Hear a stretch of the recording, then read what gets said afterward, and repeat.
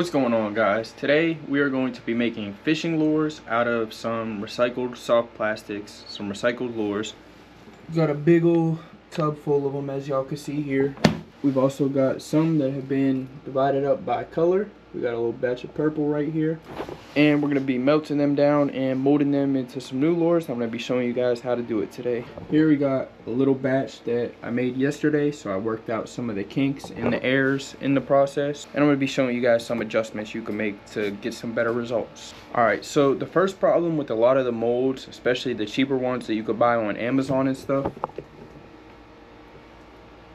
as y'all can see down in there, the hole is extremely small.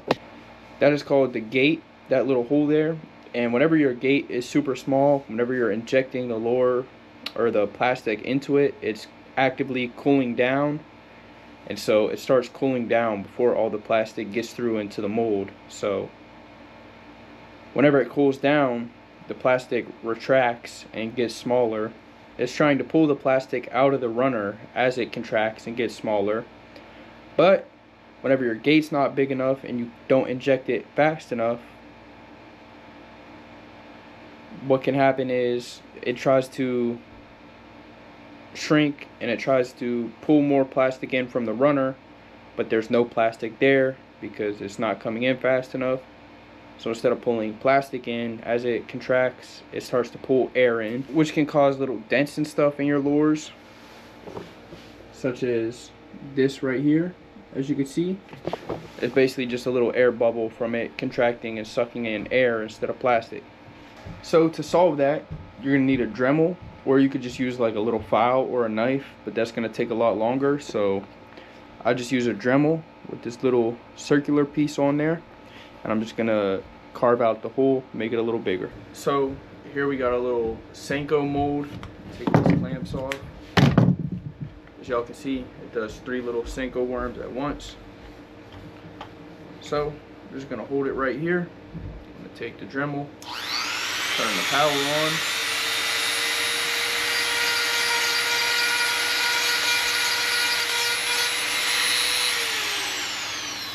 And boom, as y'all can see, that hole is now bigger, so it can shoot more plastic faster. So in this one I have all purple lures melted down, but it's just a big block right now. So I'm going to take them, start breaking them up into small little pieces, so that way it'll melt faster and more consistently throughout the whole thing.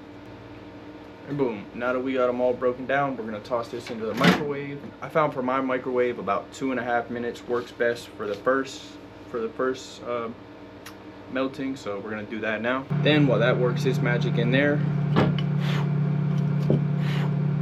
just going to clean out any remains from old lures and stuff out of this.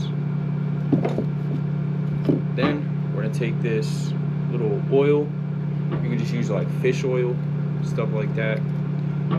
We're just going to put a few drops in here. Just going to take my finger, spread all that oil around in there. Also, another thing that can help with like denting and stuff like that is preheating your molds, but I don't really do that because I never tried it and I don't feel like burning myself. But yeah, we're just going to oil this thing up. Then the next step to get this ready is to snap it together and then put these clamps on, which putting the clamps on is going to help with flashing, which is basically whenever you pour it and it starts shooting out of all the vents on the sides and the bottom, you clamp it nice and tight, it helps with flashing. So boom, we've now popped this out. I'm going to use a knife and stir it all up. Also going to be adding some salt. That also helps with the denting, because then sometimes when it's pulling, it's not pulling just straight plastic, it'll be pulling a little bit of salt too. And I'm also going to add some glitter just to give it a little bit of flashiness to the lures. And then we're going to stir that up again. And then we're going to put it back into the microwave for about a minute and it'll be ready to pour. And honestly, if you guys start doing this, you'll basically have just a lifetime endless supply of free lures, because every time you run out of lures or your soft plastics start going bad, you can just melt them down and make new ones. Alright, this should now be about ready to pour. I'm gonna give it one final stir up.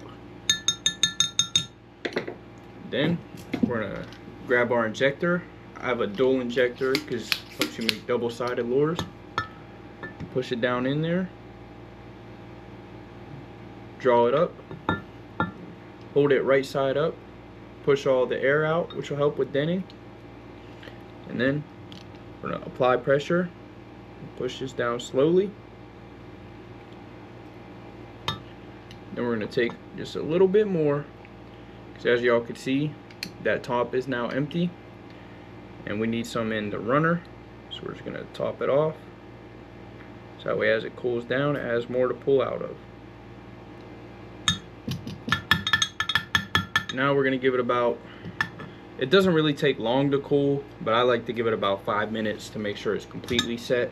Now it's time for the big reveal. See if these came out right or not.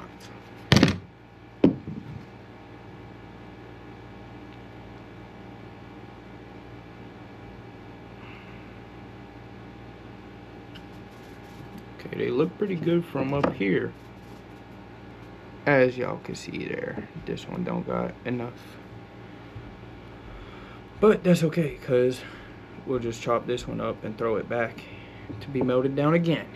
This one got a little bit of a bubble there, if y'all can see that.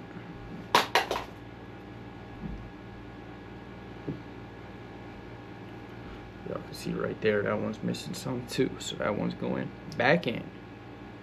It's our last hope. Ooh, this one's perfect.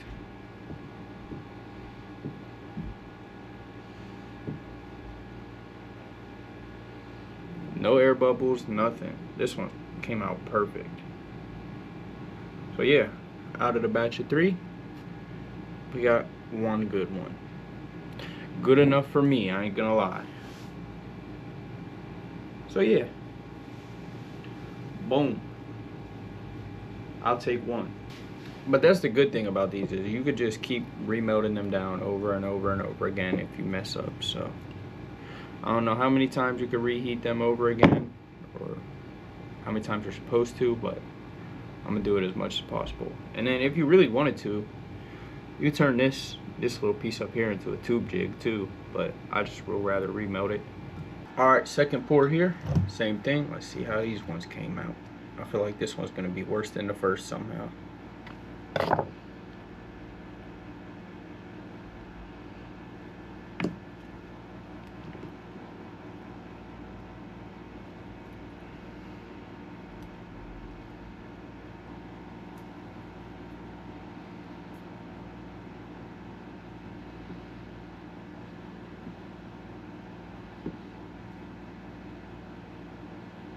Alright, the first worm came out good. No dents in this one. Boom, that's a good worm right there.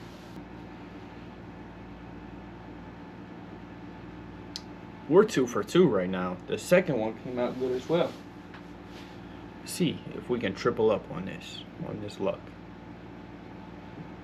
Oh no, there's a dent right there. No, damn it. Okay, but it's not bad though.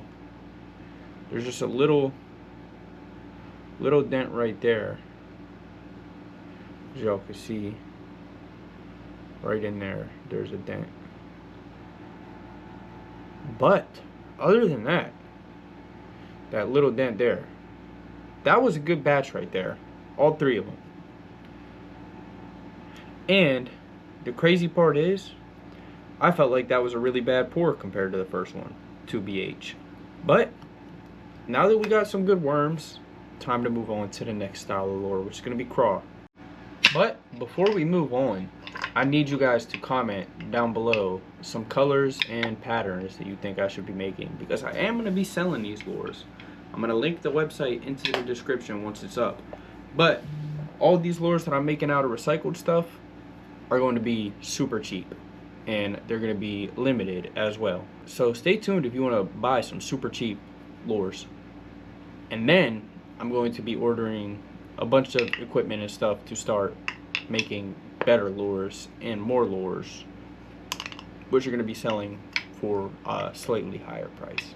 But yeah, comment down below some colors and patterns and all that good stuff that you guys want to see me make.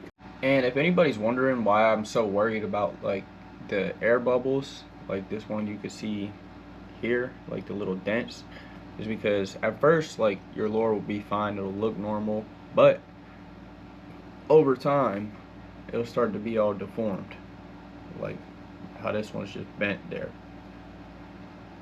And I want it, when I'm holding it, to be like this, but instead it's got this weird indented curve there, and down here, as you can see, it's kind of bent that way. So that's why I'm worried about the air bubbles, because I don't want them over time to start being all weird shaped,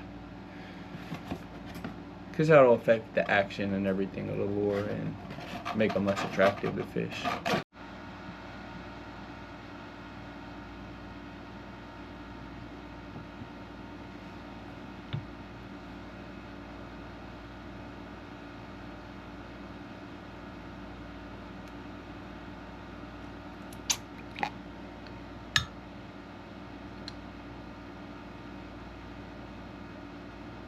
Alright, so we're back, and boom, these lures are set and they look good. Now for a real test is whenever we pull them out.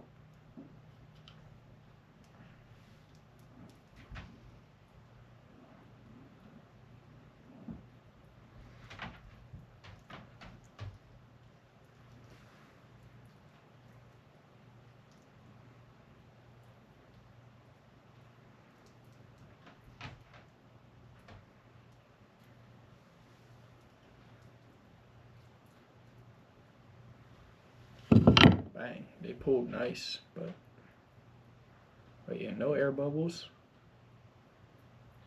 No air bubbles. We're looking good, guys. Now, I'm about to take a quick break and dig into this Taco Bell. Let's see what we got. Look. One crunch wrap. Two crunch wraps. Order a nacho fries. And some cheese sauce. So, I'll be right back. And boom, y'all, I just made one final color. A nice golden, silvery, glittery black worm. For some reason, are a little bit flimsy still. So I'm going to let them other two cool off for a minute. But overall, not bad though.